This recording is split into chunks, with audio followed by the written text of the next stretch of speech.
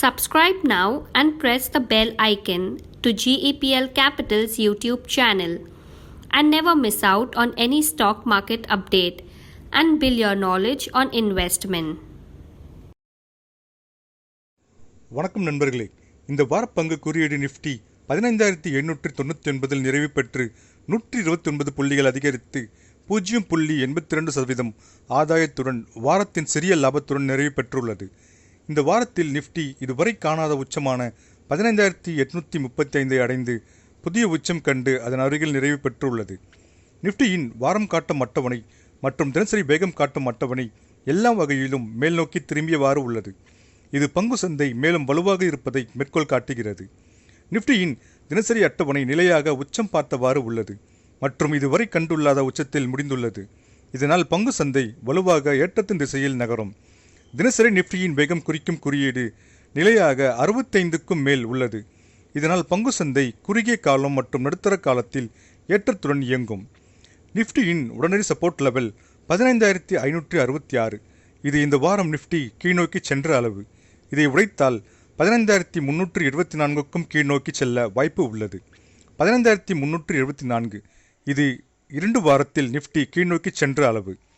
Nifty 15986 கடந்தால் 16687 அடைய அதிக வாய்ப்பு உள்ளது. நிஃப்டியில் வர்த்தகம் செய்வோர் 15566 ஸ்டாப்லாஸாக கொண்டு தாங்கள் நீண்ட நிலைய வர்த்தகத்தை தொடரலாம். இந்த வாரம் பேங்க் நிஃப்டி பற்றி பார்ப்போம். பேங்க் நிஃப்டியை விட குறைவான செயல்திறனில் இயங்கிக் கொண்டிருக்கிறது. பேங்க் நிஃப்டியின் வாரம் காட்டும் அட்டவணை சந்தேகத்திற்கு இடமில்லாமல் ஒரு குறிப்பிட்ட சுரகத்தில் வர்த்தகம் மேற்கொள்ளப்படுகிறது. 34600 முதல் 35500 வரை அது. பேங்க் நிஃப்டியின் தினசரி அட்டவணை நிலையாக 20 நாள் சிம்பிள் மூவிங் ஆவரேஜுக்கும் கேண்டில் பேட்டர்னில் ஹேமர் கேண்டில் பேட்டர்னாக பதிவாகி உள்ளது. இது பேங்க் நிஃப்டி வலுவாக இருப்பதை மேற்கோள் காட்டுகிறது. பேங்க் நிஃப்டியின் வேகம் குறிக்கும் குறியீடு நிலையாக 55இல் உள்ளது. இதனால் பேங்க் நிஃப்டி குறுகிய காலம் மற்றும் நடுத்தர காலத்தில் ஏற்றத்துடன் இயங்கும். பேங்க் நிஃப்டியில் உடனடி சப்போர்ட் லெவல் 34410. இது கடந்தால் 33955க்கும் கீழ்நோக்கி செல்ல வாய்ப்பு உள்ளது. பேங்க் நிஃப்டி 35810 கடந்தால் 36497 அடைய வாய்ப்பு உள்ளது. 2 பங்குகள் வரும் வாரத்தில் கவனிக்க வேண்டியவை. அவை இந்துஸ்தான் காப்பர் லிமிடெட் மற்றும் செயில் லிமிடெட்.